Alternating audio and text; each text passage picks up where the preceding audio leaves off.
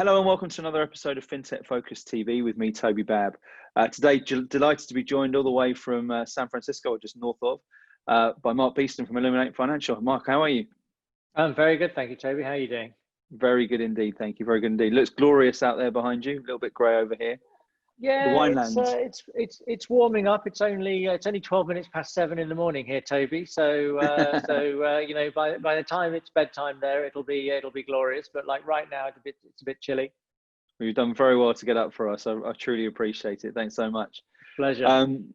It's a really interesting story, your background, and I've heard much about it. You're one of the most talked about people I've been chatting to all my guests about so far. So everyone's very excited to hear from you today. But tell us a little bit for those of you who haven't heard about Mark Beeston so far. Tell us a little bit about you and Illuminate Financial. Sure. So, well, let's start with Illuminate. So Illuminate is a purely financial markets technology focused venture capital firm that I founded in 2014. I deliberately say financial markets technology, not fintech, because effectively we actually invest in two types of technology. The first is fintech for financial markets. So that's monoline industry serving solutions. Think, you know, risk management or fixed income electronification or collateral, or those kinds of solutions. But we also invest in enterprise tech that targets financial markets participants. So there, think about something like data privacy, where the application of that applies to multiple industry verticals, but obviously the financial markets application is enormous. One of the key things about the way we approach the world at Illuminate is we actually only deploy capital where we believe we have the industry network to help the companies come to market. That actually is a direct function of my sort of prior career history, which I guess is the segue into that part of your question. Illuminate's effectively the fourth thing I've done in my career. I came into the city in 1992, and I spent from 92 to 2005 at Deutsche Bank. And I was very lucky to be there initially as a fixed income derivative trader, or graduate trainee, in fact, and then fixed income derivative trader. During that whole period, which started in 94, when Deutsche integrated with Morgan Grenfell and started its transformation into what was, became a real trading powerhouse. I was always more interested in what was kind of going on in the support of my business than just buying low and selling high. I think there are a lot of people out there that were better at buying low and selling high than I was, but I did it for a long time.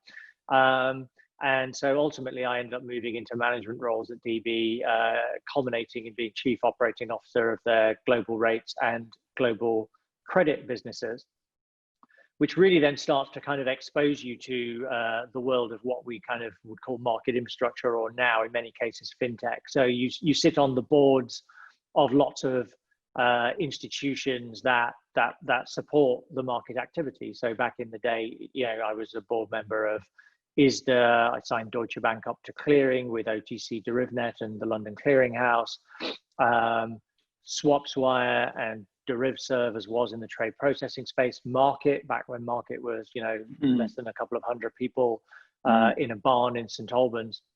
And I love that ultimately story. It's an amazing story. And Lance, who founded that business, is both a personal friend and a great friend of the firm. Market are in fact one of our two anchor LPs in both of our funds, alongside Deutsche Börse. But I left Deutsche and actually went onto the entrepreneurial side of the fence in 2005. I left DB on sabbatical when there was a trade processing challenge in the derivative market. I joined a interdealer broker called Creditex at the same time that TA Associates, the private equity firm, invested into them. And I did a rip out of their straight through processing technology into a wholly owned subsidiary called T0, and went out to sell that as a trade processing solution for the credit default swap market. So an entrepreneurial role in all ways. It was a startup, apart from the fact I didn't have to raise capital. And we became the market standard in that space. It was one of the drivers for ICE Intercontinental Exchange to acquire Creditex at the end of 2008. But the thing that actually made us successful had very little to do with cutting edge technology. In fact, arguably nothing to do with cutting edge technology. And again, everything to do with having an industry network that we could take that solution to and really make it actually adoptable, which again, you'll see very much transposed into the Illuminate way of working. And then post that acquisition, I went to work for ICAP for my old boss, Mark Gallup, who was Chief Operating Officer at the time. And I was on the Exco at ICAP. I ran their post-trade and information division, which was about 35% of the bottom line of the firm when I left. Hired a guy and established their corporate venture unit. Did some interesting investments along the way. Actually, even before that, we invested in Acagiasoft, which has gone on to become the market standard in the collateral messaging space. Did the acquisition of TriOptima, which obviously is a sort of powerhouse in the derivative reconciliation and compression space. Speaking to Roy, we're speaking to Roy next week actually as well. Oh, fantastic! So, yeah. He should be good. And then ultimately, 2013, I found myself saying to clients over and over again, off the back of the credit crisis, we've hit this window of generational change in terms of market structure. The operating environment had changed so fundamentally in terms of macro factors rather than technology factors. So huge post-crisis industry deleveraging, massive multi-jurisdictional regulation. Amazingly, as we sit here in 2020, some of which is only starting to make itself felt.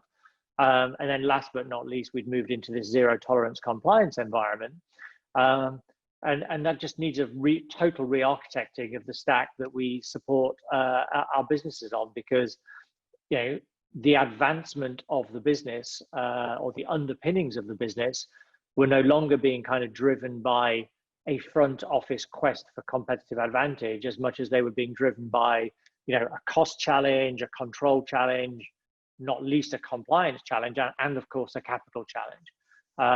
And so we decided to set up Illuminate to go after that opportunity.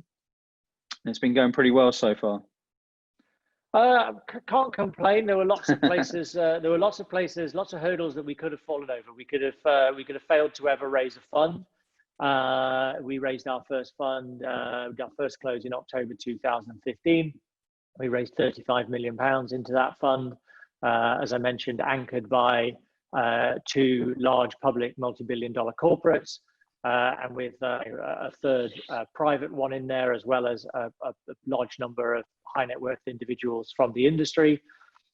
That actually is kind of an exciting element of our structure in itself, because of course that brings us a bunch more networks that we can tap into. It brings us domain expertise that we can test our investment thesis against.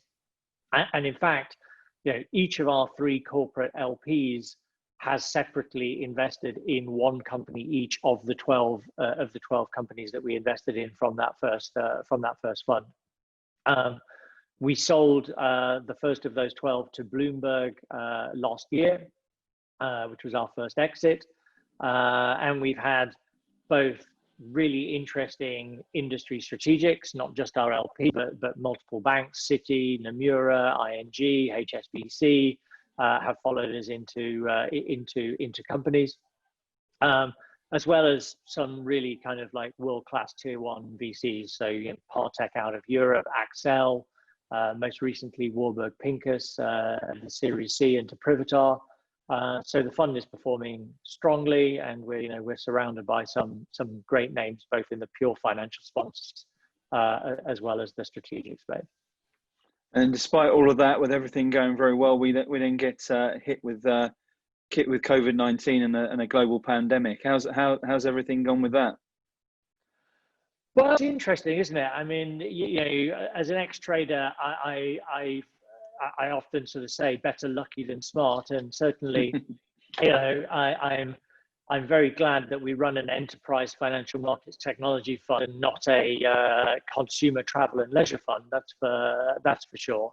But as with everybody, we we went through the portfolio triage exercise. We sat down with 2 funds now, 15 companies in total, one of which we sold, so 14 live companies in the portfolio. And we sat down with all of them in the first couple of weeks of March, and we said, look, the way this is going, let's assume that you don't sell anything in 2020. What does the runway look like? What do we need to do to keep the lights on if you don't sell a bean? And fortunately, that exercise didn't take particularly long. Most of our companies were well capitalized. Interestingly, and we'll maybe come back to this, we had 5 of the 11 remaining companies in Fund 1 were, when we went into lockdown, were at some stage in an external funding round. That ranged from having a signed term sheet in front of them to actually inviting submissions in letters of interest on the 15th of March, which was the Monday after the public markets tanked. As we sit today, and what is it, the 5th of June, as we record this, we have closed 3 of those deals, including that Warburg-led Series C into Privitar, which is the largest deal that we've seen kind of follow us thus far, which is very exciting. And the other 2 deals have completed DD, and so we hope to consummate them, but there's a lot of variability out there right now. We've seen companies not only continue to actually sell stuff, we've seen a number of the companies actually have record months. And COVID is a tragic thing. I mean, at a human scale, at a global scale, it's absolutely tragic. In terms of what it's actually doing in the fintech space, it has changed overnight the operating model. And as it changes overnight the operating model, that has significant implications for what the operating model will be going forwards. And actually, we're pretty excited about that. Yeah. I think there's a lot of we've tried to make this show as optimistic as we possibly can about it. There's enough negativity out there, I think, within it. Exactly as you say, that there's tragic circumstances, but for the fintech market, there's an enormous amount of opportunity and change that I think is being driven through this, and transformation, and with that comes opportunity. You were drawn to my attention a couple of weeks ago with that wonderful blog you wrote, which I thought sort of really summed that well. And I'm gonna read, if I may, the sort of tagline of it, which is COVID is an accelerant on the fire of financial services digitalization, which I thought was a wonderful quote. Tell us a little bit about your thoughts behind that, because that's where a lot of this comes from, right? This is where a lot of this opportunity derives from. What's your thoughts around that? Yeah, sure. So I think it's pretty simple at a level. Like we're 3 months into lockdown, and we've all individually, as families, as businesses, gone through, and continue to go through just like this, horrific journey of so many unknowns, right? Is there going to be a second wave? Is there going to be a third wave? Do we get to next winter and find out, it's not COVID-19 anymore, it's COVID-20 followed by COVID-21? So, again, as we record this, people are, looking to start going back to work, but in a socially alert way, and a very different approach. And so many unknowns along that journey. We took a step back and said, okay, well, what do we think is known, right? And I think one thing that we can be reasonably sure of, even this early in the game, is that the future of business continuity planning is not a large redundant building in a suburb of London or a suburb of New York that is kept in a sort of semi-warm state for people to all flood to if the worst happens, right? Because business continuity planning has to allow for the whole world catching the same illness, right? We're living it. So many unknowns between where we were 4 months ago and where we will be in 5 years, but the future of BCP has changed, right? This is the BCP. The minute you know that, it changes everything. Because if you were the CTO of a large financial service organization, where mission criticality and 100% uptime and low latency and data privacy and GDPR and Sarbanes-Oxley and 1,000 other rules meant could justify arriving in January 2020 with a fully on-premise stack of legacy vendors that were brand names, and that was fine. But you can't arrive in January 2024 with the same stack, right? Because the challenges of operating your business, with your workforce in the cloud, right, doesn't fit alongside a legacy to upgrade, costly, need people in the office to maintain it, infrastructure stack, right? And so, the thing that really excites me, we set Illuminate up in response to the last financial crisis. And I think, the financial element of this crisis hasn't really begun to be fully felt. Of course, yes, we've got horrific unemployment in the United States, but we've got public equity markets that, as we sit today, are virtually printing new highs. So there's a bit of a disparity. There's a bit of disparity there. But you need solutions that allow your staff to work efficiently remotely, right?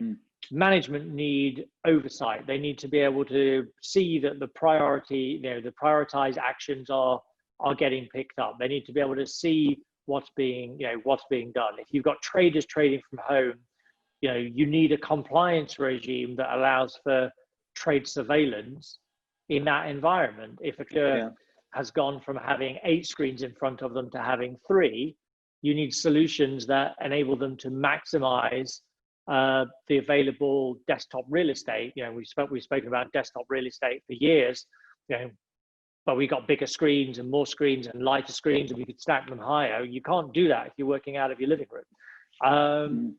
So, well, I've seen some pretty special setups actually. Well, I'm sure. But all of that basically adds up to one thing, which is that generational window. Sure, it's still going to take 20 years to reinvent the stack, but there's a chunk of that stack that's just gone to a massive must-have. And so what we're going to see over the next 3 or 4 years is a massive acceleration of certain elements of that sort of digitization 2.0, and that's really exciting. I think it's exciting for us as investors in the space, but actually it's exciting for the people that have been struggling in slow-moving organizations to get that change implemented, right? This is a real opportunity. Yeah. I mean, it's very interesting for you as an investor in this sort of space, because I think there'll be a lot of people there who are looking at raises at this sort of stage, and I think you're the first person from that side of the fence who we've had on over the last couple of months. I'm really interested to sort of see for you what people need to do to stand out. What are you looking for? What are some of the things there when you're approached, or when you're approaching people, that you're saying, look, this is what we really need to see right now? Because the criteria for that has surely changed a little bit as well, right? Well, the themes for that have changed, right? The underlying hasn't changed, right? The underlying, the foundations that we're always looking for, is, a world-class team, right? That understand their area of the market, that is, a clear and present problem that actually needs solving now, not in 4 years' time, right? So you want to be 3 months in front of you want to be 3 months in front of a problem, not 3 years in front of a problem. And that's one thing that we say constantly. Although everything we invest in is technology, right? We're actually old-fashioned business solutions investors at the end of the day, right? We don't wake up thinking about blockchain.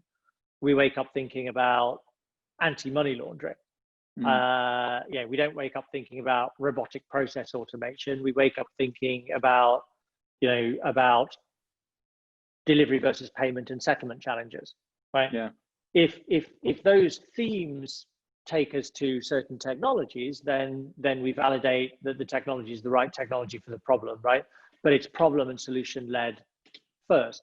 Now, what has changed is obviously, there's a really, really strong element of the future of work that actually matter. And there are, in any VC's portfolio, any investor's portfolio right now, there are relative winners and relative losers, right? I mean, we make the joke about not being in consumer travel and leisure, but in reality, you could have something in your existing portfolio that was getting well adopted, right?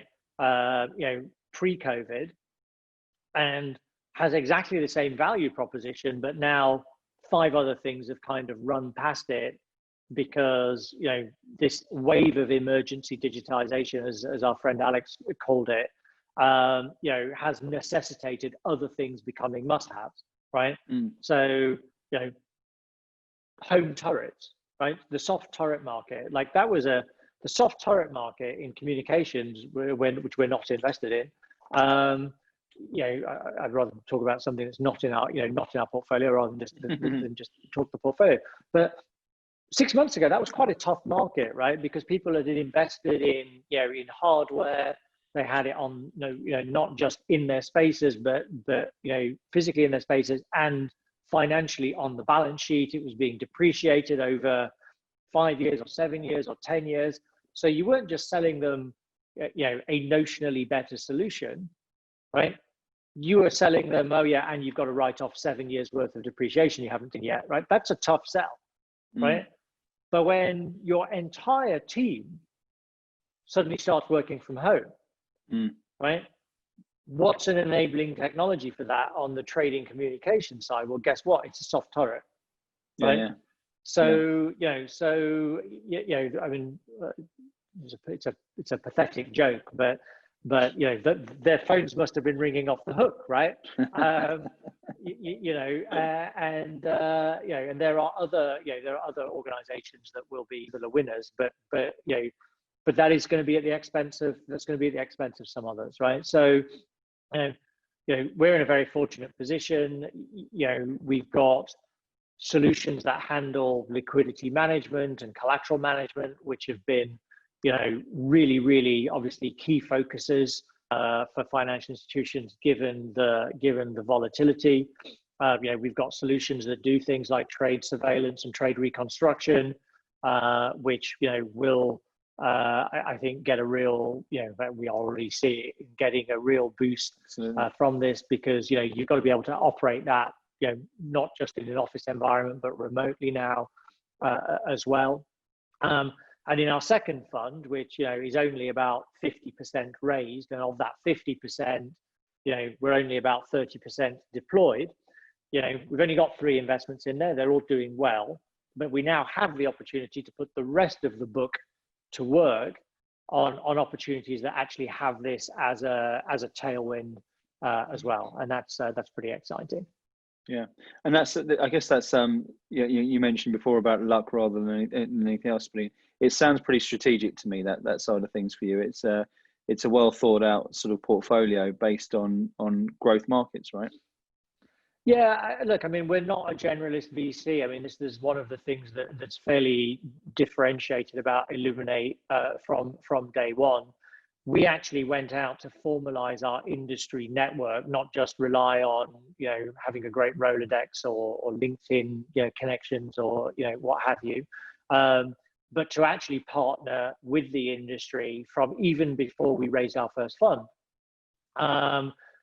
because all of our companies are servicing the same client base. There's really only 15,000 clients that you kind of want to sell your product to in this space. And so Illuminate itself is a network business, right? Every time we invest in a business, we bring on 1 or 2 or 10 or 20 clients into the Illuminate family that, by definition are fairly early adopters of what we call fintech, and therefore might be interested in solutions that are elsewhere in the portfolio. And so bizarrely, the more companies we have we have 14 live companies today versus 0 6 years ago or 5 years ago.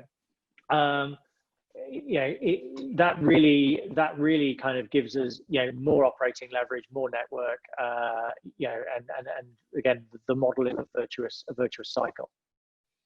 I find it fascinating, and I also find it fascinating about the decisions. As you say, that there are companies there that will do better and worse and making the picks on the right people. Founding teams are a classic sort of starting point for that, alongside the sort of track record and the problem it's being solved, etc., etc. We've been looking at this for a little while. Let's look a little bit about your portfolio, the darlings of your portfolio. What are the sort of common traits of those who are really sort of performing very well through this? Well, so I mean, you're asking who the favorite of my children are. Choose your children. It's a terrible question to ask, Lloyd. Firstly, again, let's break the kids down into the two buckets, right? There's the fintech ones, and there's the enterprise tech ones. They have very different characteristics. So the stuff that's fintech, the solutions just for our industry, right? Those are not unicorn IPOs typically, right?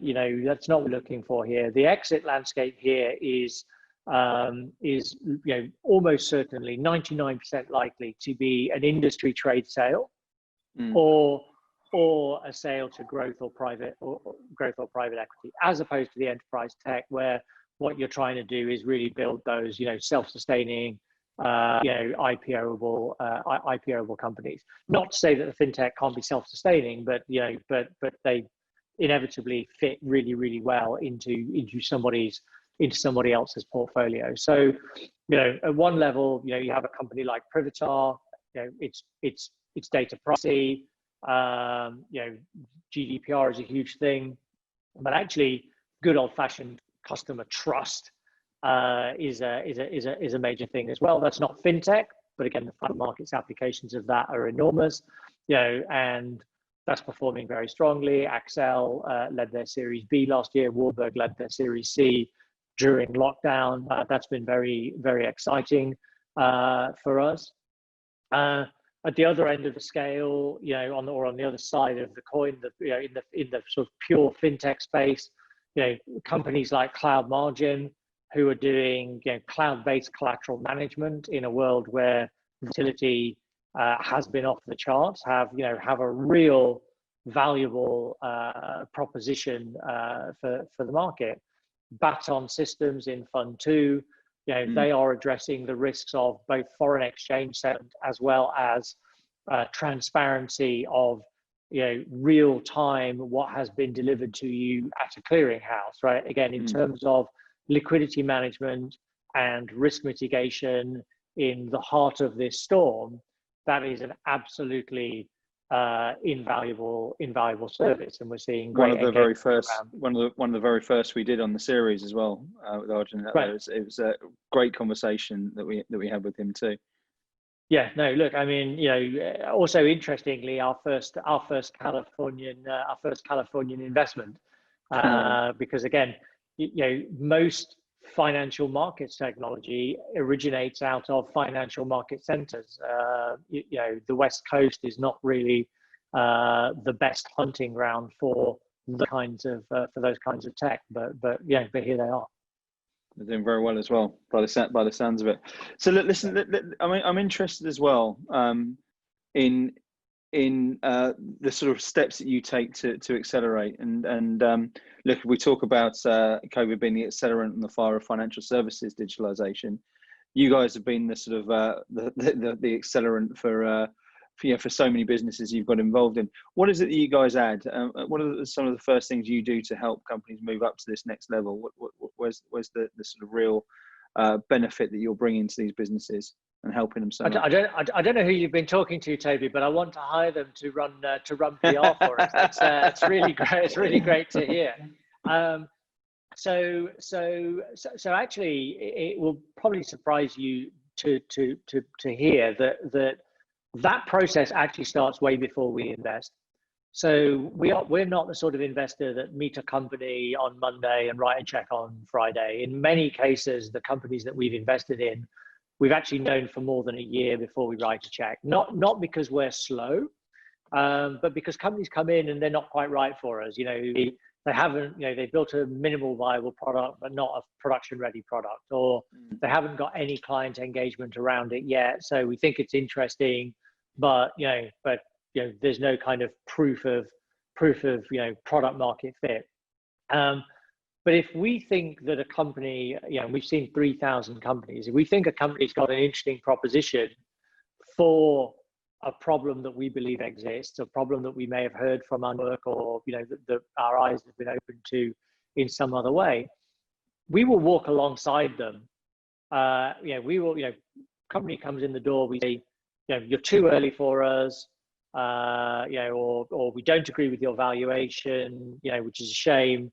But we know that our partners at Barclays are interested in solutions in this space. We know that our investors at Jaborza are interested in this space. We know that, our friends at Citi are interested in this space. And we'll make those connections, right? We haven't even thought about getting our checkbook out at that point, right? But in doing that, again, we start another virtuous circle going, right? The people that we're introducing them to are, appreciating, that's goodwill towards Illuminate because we've bought them a potential solution. The solution provider is like, oh, wow, we met some investors. They actually understood MiFID, or that pre-trade compliance was a thing, or that best execution matters. We didn't have to explain it. They go back to their WeWork, and they say, hey, we met investors that understood the Volcker rule. You should take your fintech and go and talk to them. And so that enriches the pipeline. And again, the model kind of feeds on itself. So so that's already starting, right? And then ultimately that fintech might get to a point where the round economics make sense, the size, the traction that they have, and we write a check, and at that point we really turn the taps on in a major way. For our assets under management, which today is about $70 million, we run probably the largest team, of any VC out there. There's 10 of us across London and New York, right? And and that resource pool exists to really aggressively, make these connections, open the doors.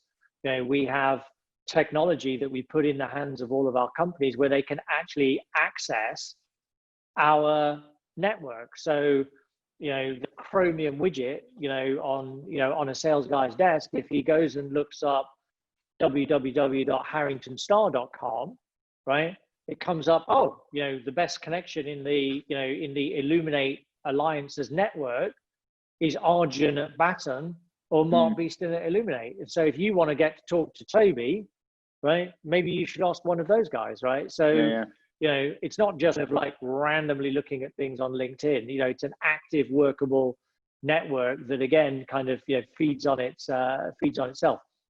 Talent is key.